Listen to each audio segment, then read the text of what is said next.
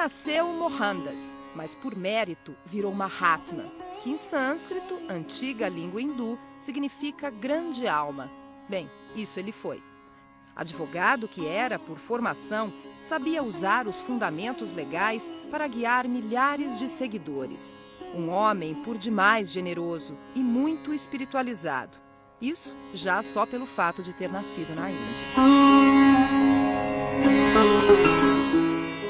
Não acredito que a espiritualidade se manifeste exclusivamente no campo da religião.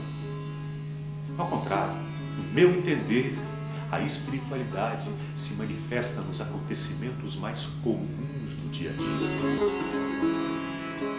O ator João Signorelli segue os ensinamentos de Gandhi não só no palco, onde o interpreta há 7 anos. O espetáculo Gandhi, um líder servidor, era para ter única apresentação, mas já foram mais de 500. A peça, feita a partir de textos do próprio Gandhi, foi vista por 10 mil pessoas em todo o país.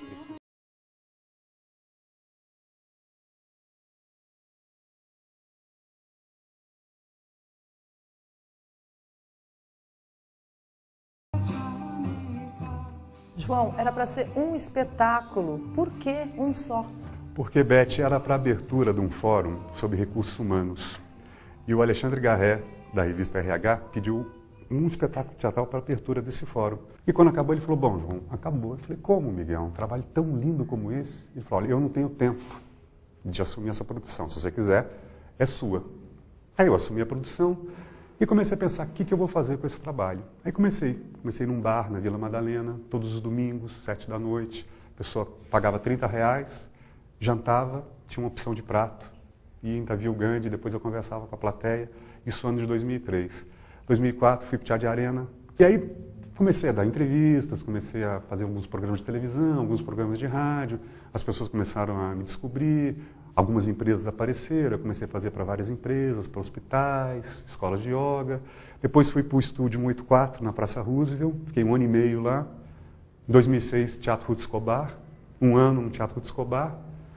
Aí fui indo, aí fui fazendo várias capitais, muitos trabalhos pelo interior de São Paulo. O bom é que você é sozinho, você, o Gandhi, e você pode, como ele, ir plantando essas sementinhas, né? Exatamente. Você vai de teatro a restaurante, né? Qualquer espaço, Beth, é impressionante. Hospitais, escolas de yoga. Porque o Miguel, um dia disse que estava em Campo Grande, no Mato Grosso do Sul, encontrou o Tarcísio Meira e a Glória. E o Tarcísio falou assim, Miguel, meu espetáculo está aqui, na minha mala. Aí o Miguel falou, um dia eu quero fazer um espetáculo de teatro que o ator possa ir sozinho com o seu carro, que nem o Tarcísio Meira e a Glória estão fazendo. Aí ele pensou nessa coisa. Então eu pego meu carro, vou por aí para tudo quanto é canto. E gandeando, costurando, gandeando e fazendo. Bom, em primeiro lugar, quero apresentar Paulo Moretti, produtor executivo da peça, sonoplasta, iluminador, diretor de arte, meu grande companheiro, que como gandianamente a gente vem trabalhando, a equipe é reduzida, são 2 pessoas, eu e o Paulo. Agora a gente vai começar a vestir a roupa, esse colar eu ganhei dos filhos de Gandhi, me mandaram da Bahia.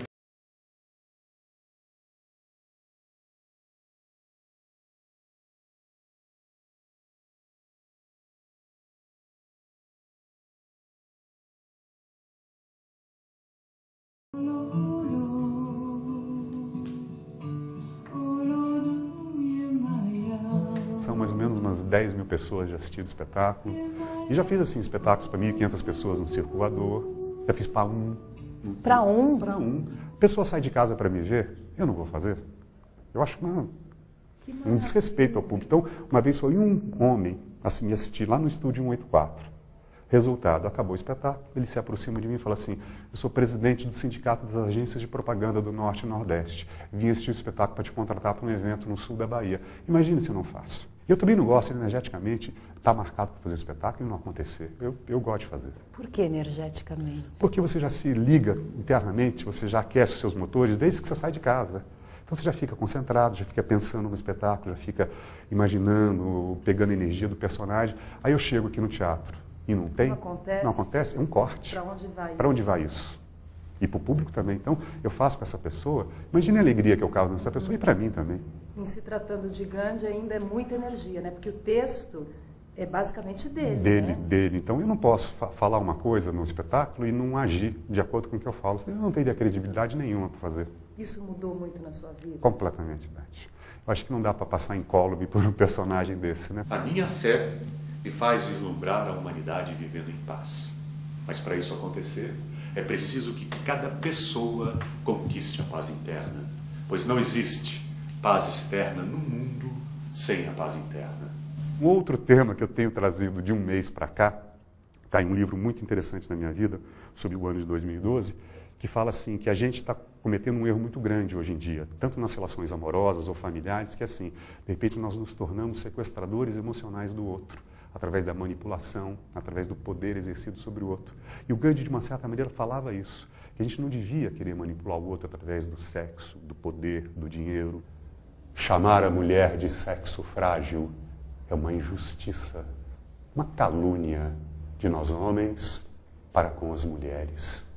Porque o amor cura, o amor une, o amor nutre, o amor pulsa, o amor educa, o amor escuta, o amor motiva, mobiliza, possibilita. Olha, eu já era magrinho, né? Sempre fui magrinho. Mas aí me emagreci mais um pouquinho, vi várias vezes o filme, li tudo que eu podia ler sobre o Gandhi, vários livros, um livro muito interessante que é a biografia escrita por ele mesmo, que é a minha experiência com a verdade. Li um outro livro fundamental, que se chama Esta Noite é Liberdade, uma história de 2 jornalistas franceses que contam a última negociação política da passagem do poder da Inglaterra para a Índia. E fui buscar na minha memória emotiva, né, o que eu sentia em termos de orientalismo, em termos de liderança no mundo, em termos de uma atuação política através da ética, e fiz esse trabalho, esse mergulho profundo, se bem que eu já tinha um pezinho no Oriente pela minha prática de Tai Chi Chuan de 25 anos. Você entrou no último capítulo lá do Caminho das Índias por causa dele, né? Por causa do Gandhi. E também por já ter trabalhado muito tempo com o Mark Shetman. A gente tem uma parceria de trabalho muito grande, mas entrei por causa do Gandhi, que as pessoas falavam, João, uma novela como a Caminho das Índias, você não vai entrar? Eu falei, calma, gente, calma, vai, eu vou estar dentro. Não podia ficar de fora, né?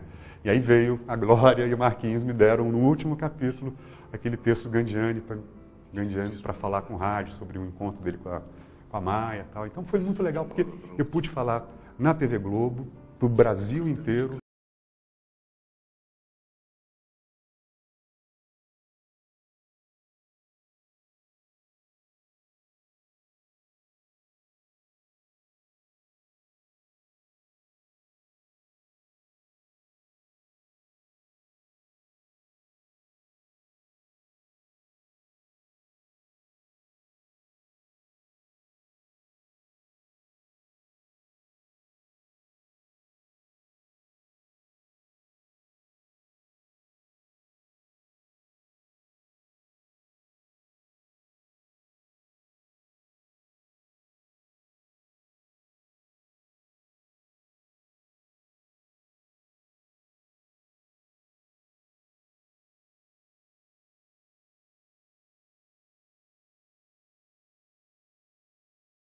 Ele era pacífico, mas assertivo. Então ele era um homem muito forte, muito firme nas suas ideias. E essa inteligência ele usou para um lado legal, né? Que a gente vê muitos personagens históricos, muitos líderes mundiais, também tão inteligentes quanto, optaram por outro lado. Ele foi para o lado do bem, para libertar um povo. Então, é um danadinho ele, né? E sabia que a força estava justamente na execução da não força, da não violência. Exatamente. Né? Era o poder da ideia. Da ideia da persuasão, do diálogo, né? E do poder que o povo tem enquanto massa, né? Exatamente. De consumir, de não pagar. Exatamente. Porque ele falava uma coisa muito interessante. Ele falava assim, eu caminhando na verdade, eu dou exemplos. Eu não falo para as pessoas fazerem o que eu falo e não fazer o que eu faço. Eu primeiro faço para depois pedir para as pessoas fazerem. Então, quando você lidera um grupo de pessoas agindo dessa maneira, você tem total confiança das pessoas na sua figura. Então, o que ele falava, as pessoas cumpriam e sabiam que ele estava levando para uma coisa que era para a libertação da Índia, né? Para um bem-estar de um povo inteiro.